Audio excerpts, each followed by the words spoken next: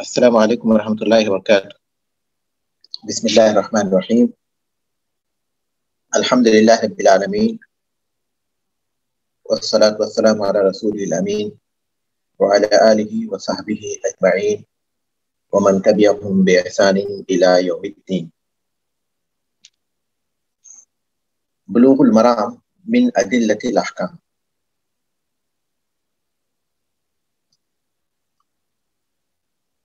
کتاب الصلاۃ، باب صفت صلاۃ النبی صلی اللہ علیہ وسلم یا باب صفت الصلاۃ۔ اس کی حدیث ہے حدیث نمبر 150 پر 4 154۔ اس حدیث کو کوئی پڑھ لے، کوئی ریڈنگ کرے اس کی۔ جی بسم اللہ الرحمن الرحیم۔ وعن ابی ہریرہ رضی اللہ عنہ قال كان رسول اللہ صلی اللہ علیہ وسلم يقرأ في صلاة الفجر يوم الجمعة ألف لام ميم تنزيل السجدة هل أتى على الإنسان سورة الإنسان متفق عليه، وللطبراني من حديث ابن مسعود يديم ذلك۔ بارک اللہ فیک۔ وعن ابی ہریرہ رضی اللہ عنہ قال، ابو ہریرہ رضی اللہ تعالیٰ عنہ سے روایت ہے، کہتے ہیں کان رسول اللہ صلی اللہ علیہ وسلم یقرأ فی صلاۃ الفجر یوم الجمعۃ یقرأ فی صلاۃ الفجر یوم الجمعۃ۔ رسول اللہ صلی اللہ علیہ وسلم جمعہ کے دن فجر کی نماز میں تلاوت کیا کرتے تھے الف لام میم تنزیل السجدہ۔ الف لام میم تنزیل یعنی سورۃ السجدہ۔ وہل اتی علی الانسان یعنی سورۃ الانسان، سورۃ الدہر۔ متفق علیہ، یہ حدیث صحیح بخاری اور صحیح مسلم میں ہے۔ وللطبرانی کی من حدیث ابن مسعود رضی اللہ عنہ، اور طبرانی میں ابن مسعود رضی اللہ تعالیٰ عنہ سے مروی روایت میں اضافہ ہے کہ یدیم ذالک، آپ ہمیشہ اس طرح کیا کرتے تھے، آپ اس پر دوام کیا کرتے تھے۔ اس حدیث سے یہ بات معلوم ہوتی ہے کہ اللہ کے رسول صلی اللہ علیہ وسلم پابندی کے ساتھ فجر کی 2 رکعتوں میں یہ 2 سورتیں پڑھا کرتے تھے۔ پہلی رکعت میں سورۃ السجدہ کی تلاوت کرتے اور دوسری رکعت میں سورۃ الانسان کی تلاوت کرتے، اور آپ کا یہ عمل ہمیشہ ہوا کرتا تھا کہ جمعہ کی فجر کی 2 رکعتوں میں آپ ان سورتوں کی تلاوت کرتے تھے۔ ان سورتوں کی پابندی کرنے کی وجہ کیا ہے؟ اہل علم بیان کرتے ہیں کہ اس کی وجہ یہ ہے کہ اس میں آدم علیہ السلام کی تخلیق کا، قیامت کے دن بندوں کے میدان حشر میں جمع ہونے کا، دوزخ اور جنت کا، اور آخرت کے بعد مراحل کا ذکر کیا گیا ہے۔ اور احادیث میں یہ بات آئی ہے کہ قیامت جمعہ کے دن قائم ہوگی، تو اسی مناسبت سے قیامت کی یاد دہانی کے طور پر ممکن ہے کہ اللہ کے رسول صلی اللہ علیہ وسلم جمعہ کے دن ان صورتوں کی تلاوت کا التزام کیا کرتے تھے۔ لہذا جمعہ میں فجر کی 2 رکعتوں میں، جمعہ کے دن فجر کی 2 رکعتوں میں ان صورتوں کا پڑھنا سنت ہے، اور ان کی پابندی بھی بہتر ہے۔ یہ پہلی بات ہے۔ اور دوسری بات یہ ہے کہ اس سے پہلے کے احادیث میں یہ بات ہمیں معلوم ہوتی ہے کہ اللہ کے رسول صلی اللہ علیہ وسلم فجر کی نماز میں طوال مفصل کی صورتیں پڑھا کرتے تھے، اور طوال مفصل ہے سورۃ الحجرات سے لے کر سورۃ النازعات تک۔ اس حدیث سے بات معلوم ہوتی ہے کہ اللہ کے رسول صلی اللہ علیہ وسلم طوال مفصل کے علاوہ بھی پڑھا کرتے تھے، جیسا کہ فجر کی نماز میں آپ الف لام میم تنزیل السجدہ، سورۃ السجدہ یہ پڑھا کرتے تھے۔ تو اس کا مطلب یہ ہوا کہ فجر کی نماز میں طوال مفصل کی تلاوت بہتر ہے، البتہ خاص طور پر جمعہ کے دن فجر کی نماز میں ان دو صورتوں کی تلاوت مناسب ہے۔ اور یہ بھی بات معلوم ہوتی ہے کہ طوال مفصل کے علاوہ بھی قرآن مجید میں کہیں سے بھی نماز میں پڑھا جا سکتا ہے، اس میں کوئی حرج کی بات نہیں ہے۔ رسول اللہ صلی اللہ علیہ وسلم نے بعض مواقع پر جو نمازیں مقرر ہیں اس میں بعض صورتوں کا اہتمام فرمایا ہے، جیسا کہ آپ فجر کی سنتوں میں قل یا ایھا الکافرون اور قل هو اللہ احد پڑھا کرتے تھے، اسی طرح مغرب کی سنتوں میں بھی یہ دو صورتیں پڑھا کرتے تھے، اور اسی طرح جو طواف کی سنتیں ہیں اس میں بھی آپ صلی اللہ علیہ وسلم ان دو صورتوں کا اہتمام فرماتے تھے۔ تو جو صورتیں خصوصی مواقع پر رسول اللہ صلی اللہ علیہ وسلم تلاوت کرتے تھے، ان مواقع پر ان صورتوں کی تلاوت کرنا یہ سنت ہے، اس کی پابندی افضل اور بہتر ہے۔ لیکن اگر کوئی اور صورت تلاوت کی جائے تو نماز اس سے ہو جاتی ہے، کیونکہ نماز میں جو اصل ہے وہ سورۃ الفاتحہ کی تلاوت ہے۔ اس کے علاوہ کسی اور سورت کی تلاوت چاہے وہ قرآن میں سے کہیں بھی ہو تو کوئی حرج نہیں ہے۔ فَقْرَؤُوا مَا تَيَسَّرَ مِنَ الْقُرْآنِ، قرآن میں جو آسان ہے، جو یاد ہے اسے پڑھ سکتے ہیں، اس میں کوئی حرج نہیں ہے۔ وعن حذیفہ رضی اللہ عنہ قال، حذیفہ رضی اللہ تعالیٰ عنہ سے روایت ہے، کہتے ہیں صلیت مع النبی صلی اللہ علیہ وسلم فما مرت به آیت رحمت الا وقف عندها يسأل ولا آیت عذاب الا تعوذ منها، اخرجہ الخمسہ وحسنہ الترمذی۔ حذیفہ بن یمان رضی اللہ تعالیٰ روایت کرتے ہیں کہ میں نے اللہ کے رسول صلی اللہ علیہ وسلم کے ساتھ نماز پڑھی، آپ رحمت کی کسی آیت پر سے نہیں گزرتے مگر یہ کہ وہاں ٹہرتے اور اللہ تعالیٰ سے سوال کرتے۔ جب کبھی کسی ایسی آیت سے گزرتے جس میں رحمت الہی کا ذکر ہوتا تو آپ وہاں ٹہرتے اور اللہ تعالیٰ سے رحمت طلب فرماتے۔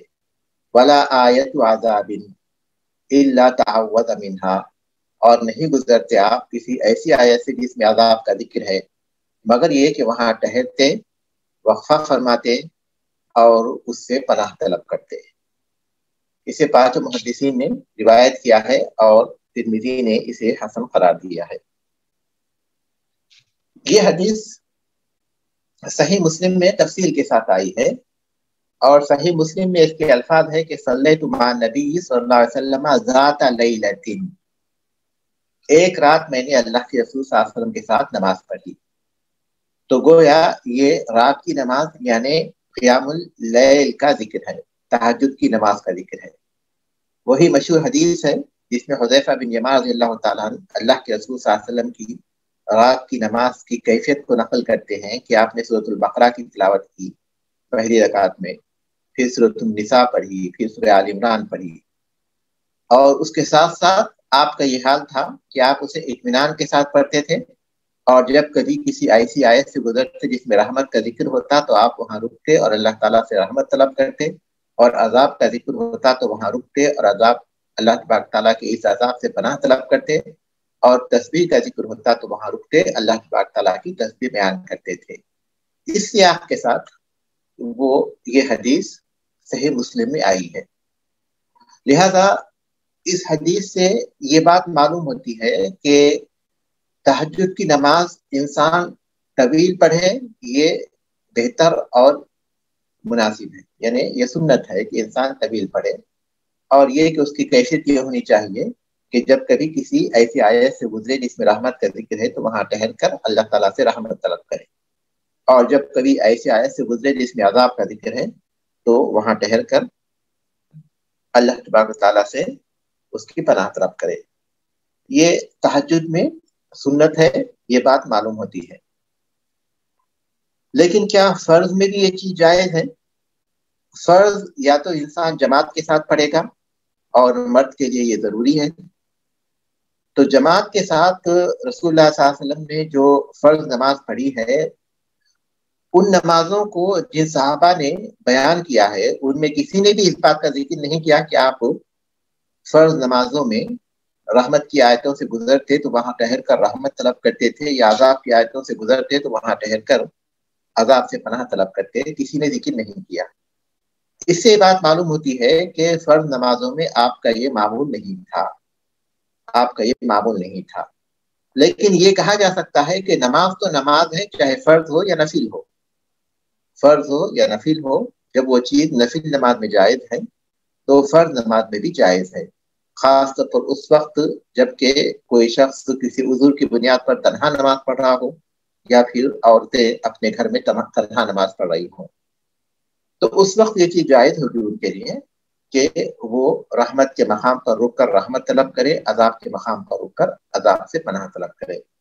تو بہرحال سنت میں یعنی رات کی نماز میں یہ چیز حدیث سے ثابت ہے کہ سنت ہے، اور فرض نماز میں یہ مباح ہے، خاص طور پر اس وقت جب کہ وہ تنہا پڑھ رہا ہو۔ لیکن جب جماعت کے ساتھ پڑھ رہا ہو تو ظاہر ہے کہ اسے لوگوں کی رعایت کرنی ہوگی، اور لوگوں کی رعایت کرتے ہوئے اسے طویل کرنا یہ جائز نہیں ہے۔ اس حدیث سے یہ بات بھی معلوم ہوتی ہے کہ نفل نماز میں جماعت جائز ہے، کیونکہ وہ کہتے ہیں کہ صلی تمان نبی صلی اللہ علیہ وسلم ذات لیلۃ، میں نے ایک رات رسول اللہ صلی اللہ علیہ وسلم کے ساتھ نماز پڑھی، انہوں نے بھی نماز پڑھی، ابن عباس صلی اللہ تعالیٰ نے بھی نماز پڑھی، اور بعض دوسرے صحابہ نے بھی اس بات کا ذکر کیا۔ تو اس کا مطلب یہ ہے کہ نفل نماز میں جماعت بنائی جا سکتی ہے، لیکن کیا اس کو عادت بنایا جائے؟ تو اسے عادت نہیں بنانا چاہیے، اسے عادت نہیں بنانا چاہیے۔ اتفاق سے لوگ جمع ہو گئے اور انہوں نے چاہا کہ آج ہم جمع ہو چکے ہیں تو جماعت کے ساتھ پڑھ لیں گے، تو کوئی حرج کی بات نہیں ہے۔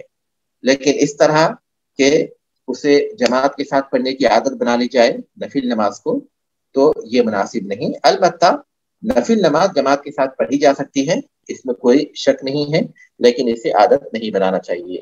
جی کیا ہے سوال؟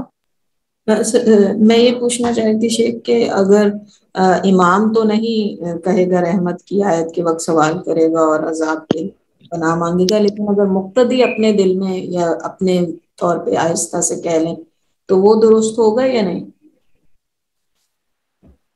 اگر مقتدی اپنے دل میں آہستہ سے کہہ دے گا تو کوئی حرج کی بات نہیں ہے، خاص طور پر اس وقت جبکہ وہ امام جو ہے ٹہر ٹہر کر پڑھتے ہوں، امام ٹہر ٹہر کر پڑھتے ہوں، تو اس میں کوئی حرج کی بات نہیں ہے انشاءاللہ۔ تو مقتدی امام کے پیچھے اگر کسی ایسی آیت سے امام گزرتے ہیں اور وہ پیچھے اس دعا کر لے تو اس میں انشاءاللہ کوئی حرج کی بات نہیں ہے، کیونکہ یہ چیز امام کے لیے بھی ہے، یہ چیز مقتدی کے لیے بھی ہے۔ لیکن اگر امام جو ہے وہ اس مقام سے گزر رہا ہے اور ٹہر کر گزر رہا ہے، مقتدی کے لیے اتنا وقت مل رہا ہے کہ وہ وہاں عذاب سے پناہ طلب کر سکتا ہے یا رحمت کی دعا کر سکتا ہے، تو کوئی حرج نہیں ہے انشاءاللہ۔ اس کے بعد کی حدیث ہے۔ جی شیخ صاحب میں بھی یہ پوچھنا چاہ رہی تھی کہ جیسے پھر اردو میں کر سکتے ہیں یہ اس حوالے سے بھی، اور ویسے بھی جیسے سجدے میں اردو میں دعا کر سکتے ہیں؟ بس یہ بات مجھے پوچھنی تھی۔ نماز مخصوص اعمال اور مخصوص اقوال کا مجموعہ ہے، وہ اعمال اور وہ اقوال جو کہ مخصوص ہیں، اور اس میں دعا انسان اپنے لیے کرتا ہے یا پھر دین کے لیے کرتا ہے یا پھر یہ کہ مسلمانوں کے لیے کرتا ہے۔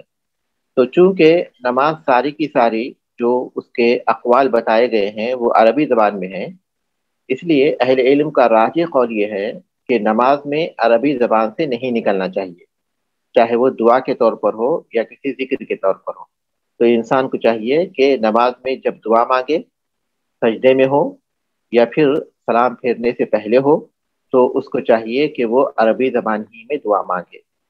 ایک قول ہے امام ابو حنیفہ رحمۃ اللہ علیہ کا کہ وہ اپنی زبان میں دعا مانگ سکتا ہے، اپنی زبان میں وہ دعا مانگ سکتا ہے، یہ قول ہے امام ابو حنیفہ رحمۃ اللہ علیہ کا۔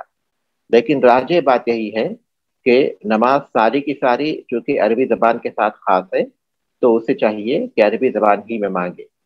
دعا کا جو میدان ہے بہت وسیع ہے، آدمی نماز میں بھی مانگ سکتا ہے، نماز کے علاوہ بھی وہ دعا مانگ سکتا ہے۔ جو جامع دعا ہیں ان کو منتخب کرے، اور نماز میں خاص طور پر سلام پھیرنے سے پہلے یا پھر سجدے میں ان جامع دعاؤں کو طلب کرے، یا پھر کوئی خاص حاجت اس کو سامنے پیش ہو تو اس کے لیے جو عربی الفاظ ہیں ان کو تلاش کرے، اور ان الفاظ کے ذکر کے ذریعے وہ نماز میں حاجت طلب کرے۔ کوئی بھی حاجت وہ طلب کر سکتا ہے، چاہے وہ دین سے تعلق رکھتی ہو یا دنیا سے تعلق رکھتی ہو، لیکن عربی زبان ہی میں طلب کرنا مناسب ہے۔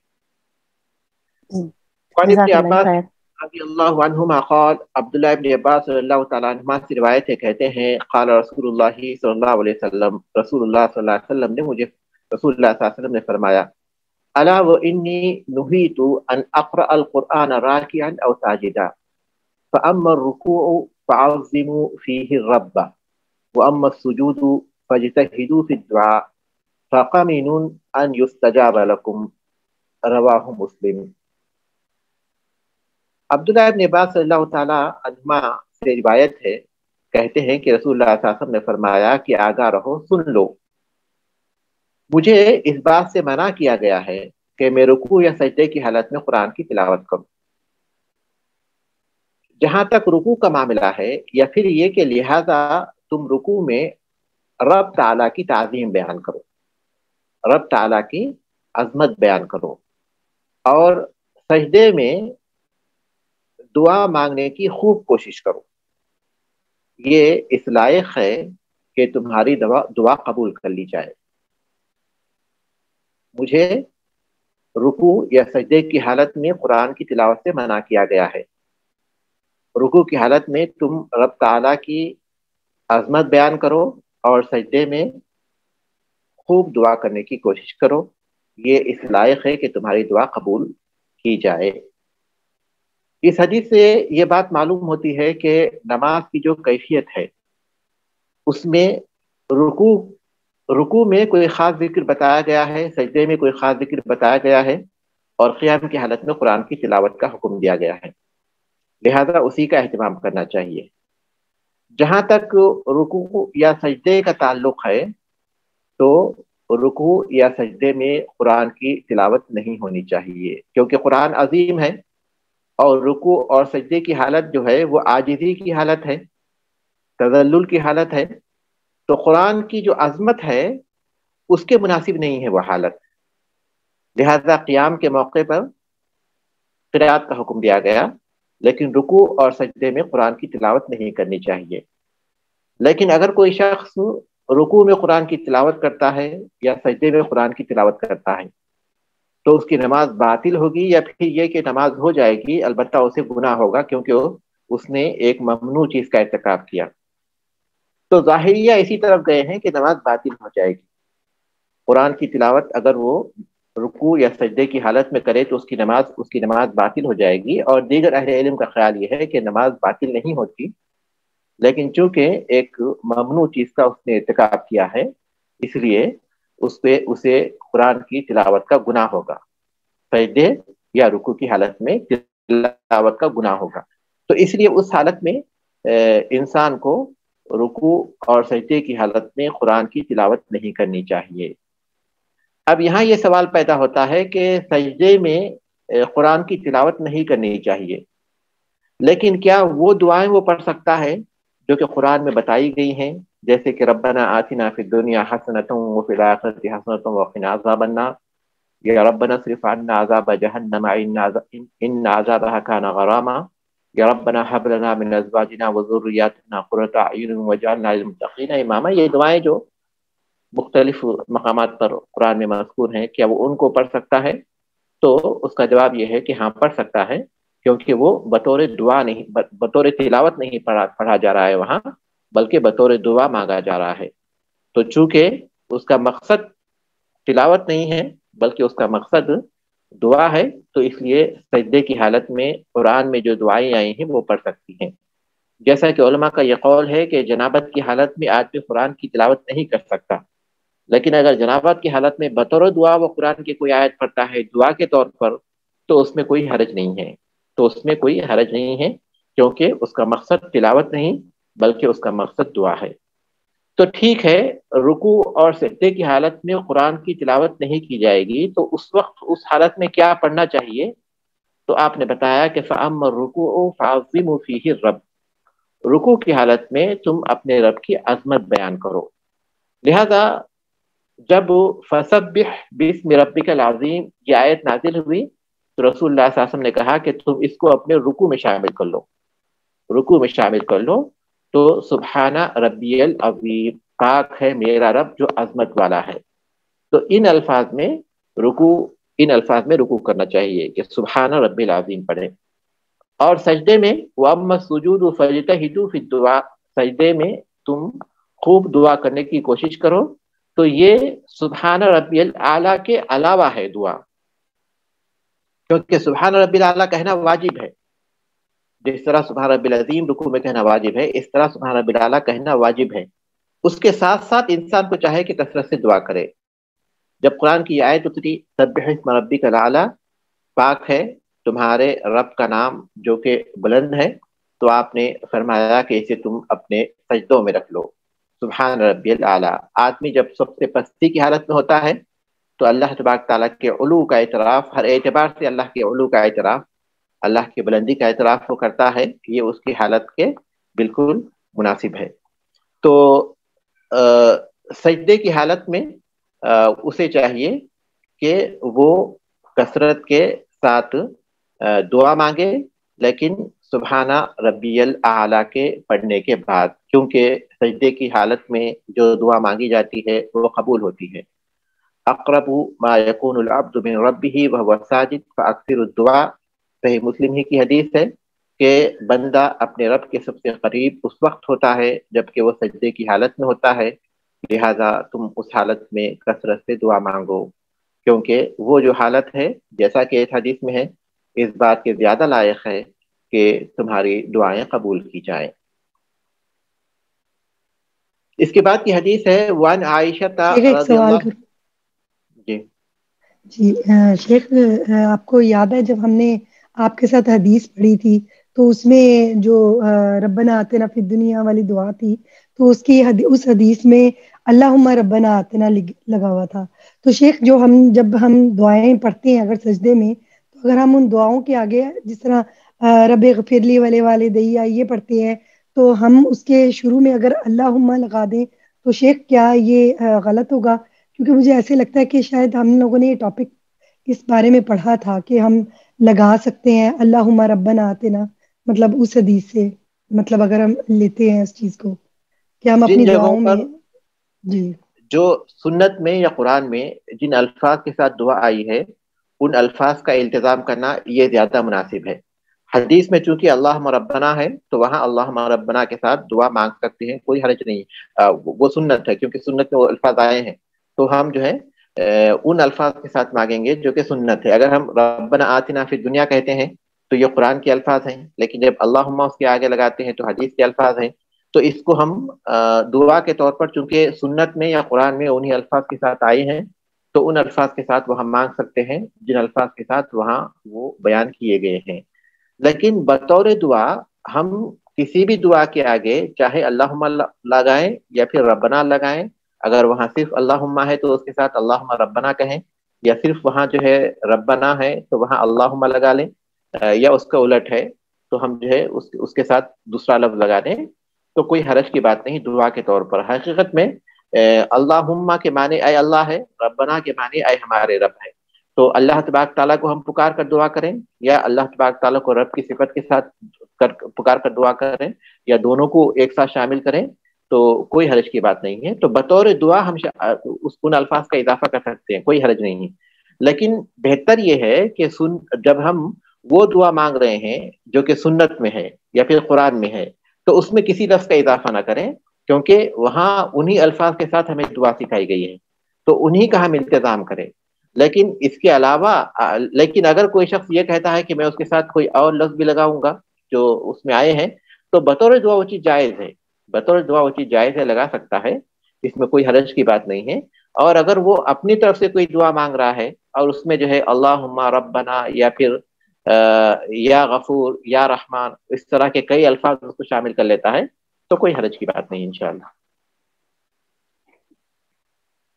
جزاک اللہ خیر.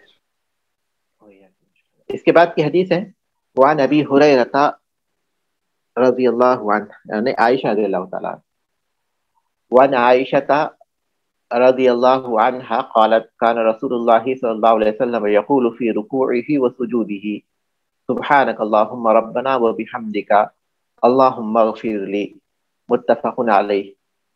عائشہ رضی اللہ تعالیٰ عنہ روایت کرتی ہیں کہ اللہ کے رسول صلی اللہ علیہ وسلم اپنے رکوع اور سجدوں میں یہ دعا مانگا کرتے تھے، سبحانک اللہم، اے اللہ تو پاک ہے، ربنا، اے ہمارے رب، وہ بحمدکا، اور تیری ہی تعریف ہے، اور تیری پاکی ہے اس حال میں کہ تیری تعریف ہے، اللہم اغفر لی، اے اللہ مجھے بخش دے، سبحانکا، تو پاک ہے، اللہم، اے اللہ، ربنا، ہمارے رب، وہ بحمدکا، اور تیری ہی تعریف ہے، اللہم اغفر لی، اے اللہ مجھے بخش دے. یہ آپ پڑھا کرتے تھے. یہ حدیث صحیح بخاری صحیح مسلم میں ہے. بعض دیگر روایات سے معلوم ہوتا ہے کہ، یا پھر اسی روایت کی جو تکمیل ہے اس سے بات معلوم ہوتی ہے کہ جب سورۃ النصر نازل ہوئی تھی تو اس کے بعد اللہ کے رسول صلی اللہ علیہ وسلم اپنے رکوع اور سجدے میں دونوں میں یہ دعا مانگا کرتے تھے. یہ دعا آپ رکوع اور سجدے میں مانگا کرتے تھے. اہل علم یہ بیان کرتے ہیں کہ یہ سبحان رب العظیم اور سبحان رب الاعلیٰ کے علاوہ ہے، یعنی رکوع میں سبحان ربی العظیم پڑھیں گے، اس کے بعد یہ دعا مانگیں گے، اور سجدے میں سبحان ربی الاعلیٰ پڑھیں گے، اس کے بعد یہ دعا مانگیں گے، یعنی ان کے ساتھ ان کو بھی مانگیں گے. یہ طریقہ ہے اس ذکر کو پڑھنے کا یا پھر اس دعا کو پڑھنے کا.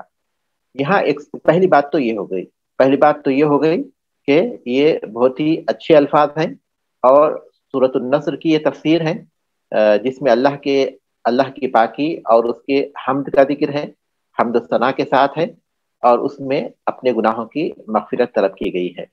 تو اتنے اچھے الفاظ کے ساتھ ہے، تو اس دعا کو مانگنا چاہیے. پہلے سبحان رب العظیم پڑھ لیں، اس کے بعد مانگیں، اور اس کے بعد سجدے میں سبحان رب الاعلیٰ پڑھ لیں، اس کے بعد مانگیں.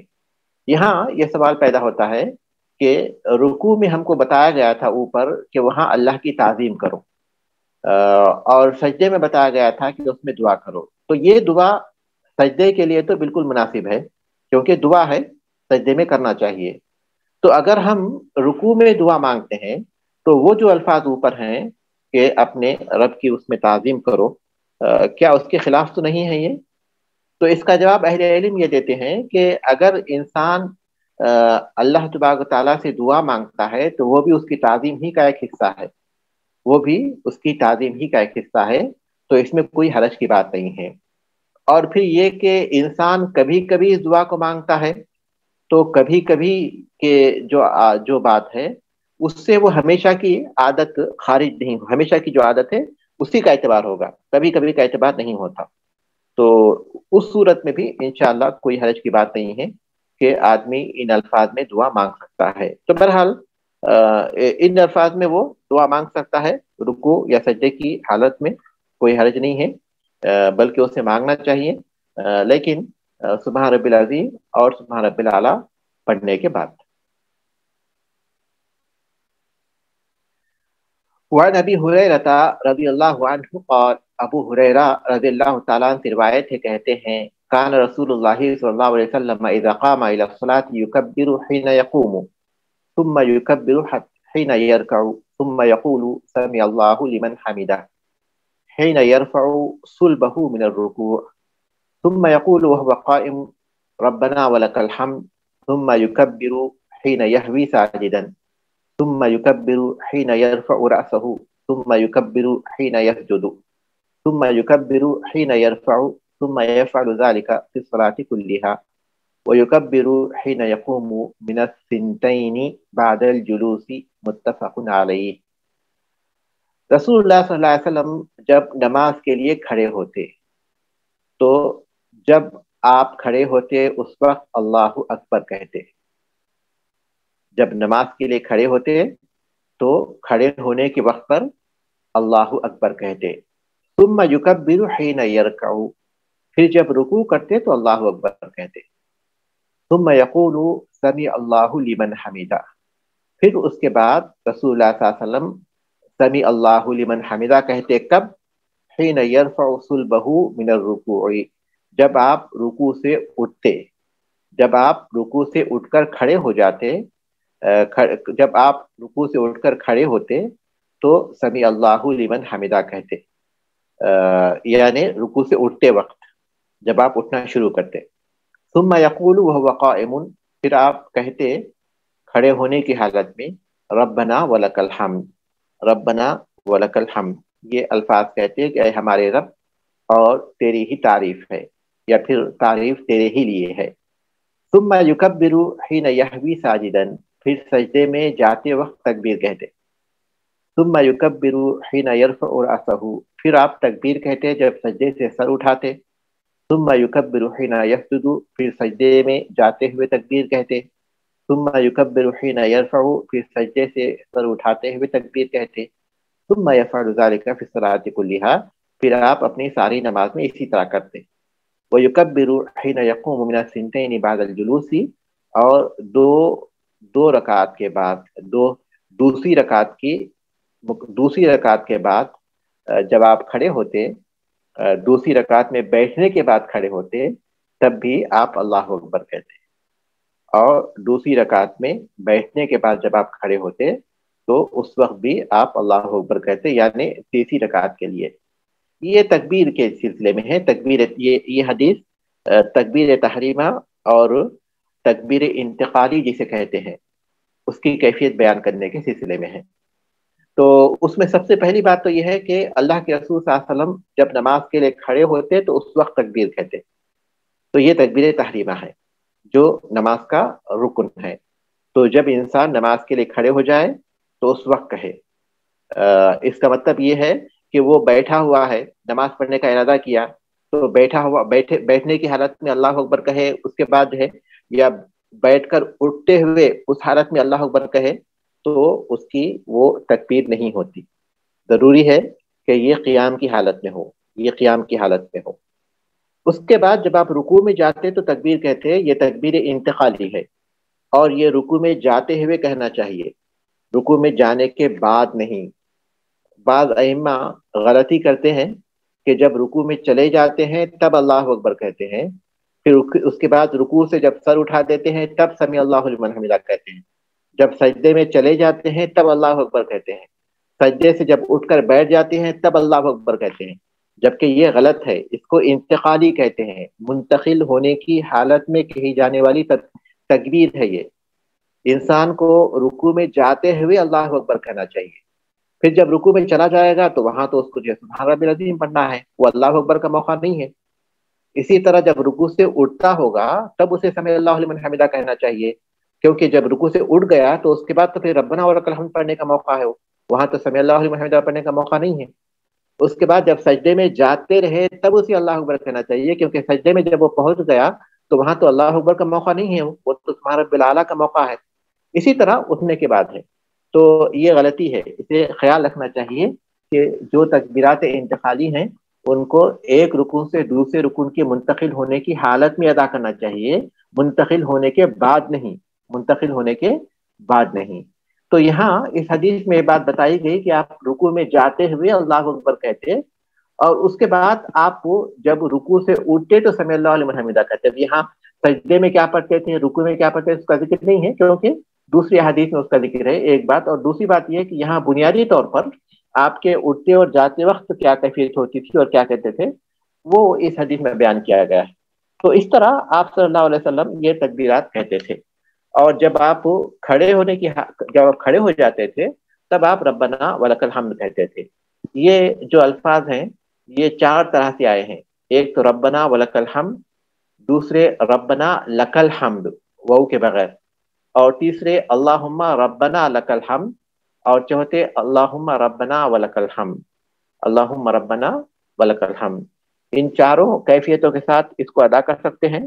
کسی ایک الفاظ کے ساتھ ہمیشہ ادا کریں تب بھی کوئی حرج نہیں ہے، لیکن کبھی اس کو پڑھیں ربنا لک الحمد، یا کبھی ربنا ولک الحمد، کبھی اللہم ربنا لک الحمد، کبھی اللہم ربنا ولک الحمد. کبھی یہ زیادہ اچھا ہے، کیا کہ تاکہ سنت میں جتنے طریقے سے اس کا ذکر آیا ہے اس طریقے سے اس کو ادا کر سکے۔